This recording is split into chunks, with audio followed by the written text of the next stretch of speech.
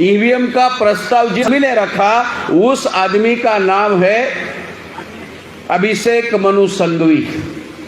प्रस्ताव का क्रमांक है 422/84, मतलब 84 साल में 422 नाम का प्रस्ताव है। इस ईवीएम के प्रस्ताव को पहला अनुमोदन दिया अटल बिहारी वाजपेयी बीजेपी, और ईवीएम के प्रस्ताव को दूसरा अनुमोदन दिया Prakash Karat CPI communist party of India.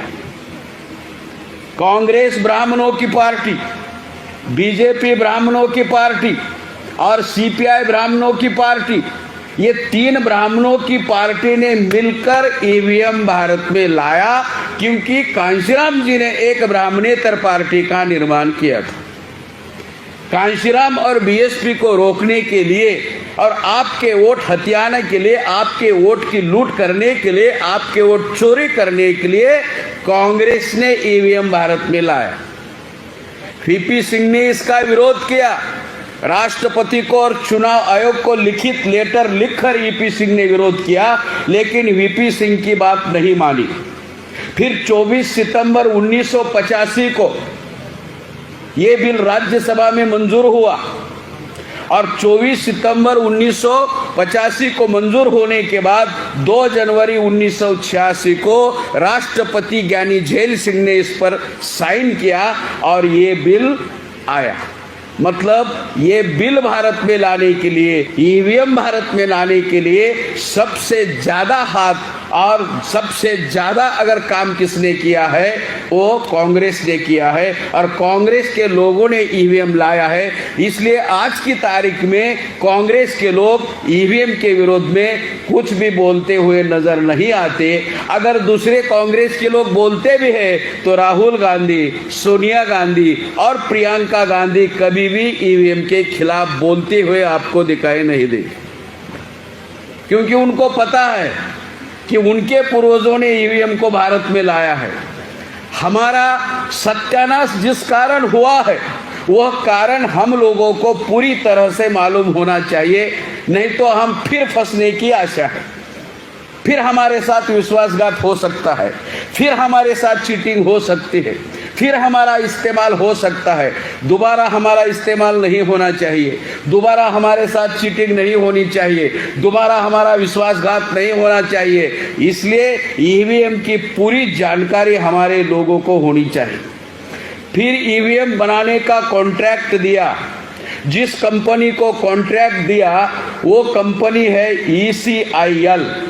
ECIL का लॉन्ग फॉर्म है इलेक्ट्रॉनिक्स कॉर्पोरेशन इंडिया लिमिटेड, और दूसरी कंपनी है BEL, भारत इलेक्ट्रॉनिक्स लिमिटेड। इसमें भारत इलेक्ट्रॉनिक्स लिमिटेड नाम की जो कंपनी है वो ब्लैक लिस्टेड कंपनी है, इन द वर्ल्ड, दुनिया में ब्लैक लिस्टेड कंपनी है। इन दोनों ने मिलकर ईवीएम मशीन बनाए 2003 में। 2003 के पहले 89 में ईवीएम मशीन का पायलट प्रोजेक्ट का मतलब है नमूना के तौर पर राजीव गांधी के काल में इस मशीन का उपयोग किया। फिर ये मशीन 2003 को इन कंपनियों ने कांग्रेस को दी, और फिर कांग्रेस ने 2004 के चुनाव में इसका उपयोग किया, फिर 2009 के चुनाव में इसका उपयोग किया। घोटाला करके वो चुनकर आए, और उनकी बारी खत्म होने के बाद 2014 में बीजेपी ने घोटाला किया और 2019 में बीजेपी ने घोटाला किया। ये बैकग्राउंड है। अब ये बैकग्राउंड के पीछे, ये बैकग्राउंड इसलिए बताया कि बहुत सारे लोगों को ईवीएम का जो जन्म कहानी है, उसकी जो कुंडली है, जो ब्राह्मण बनाता है, कुंडली केवल ब्राह्मणों के पास होती है ऐसा उनको लगता है, लेकिन उनके काले कर्मों की कुंडली वामन मेश्राम साहब के पास भी होती है।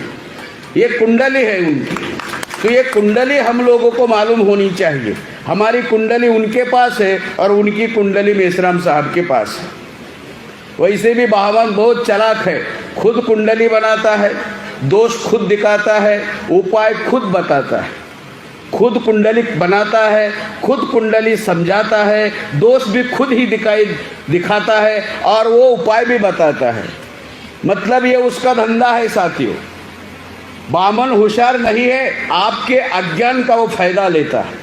हमारा अज्ञान ही उसकी ताकत है, बामन होशियार नहीं है, हमारा अज्ञान उसकी ताकत है। वो होशियार नहीं है, चालाक है, षड्यंत्रकारी है। तो ये जो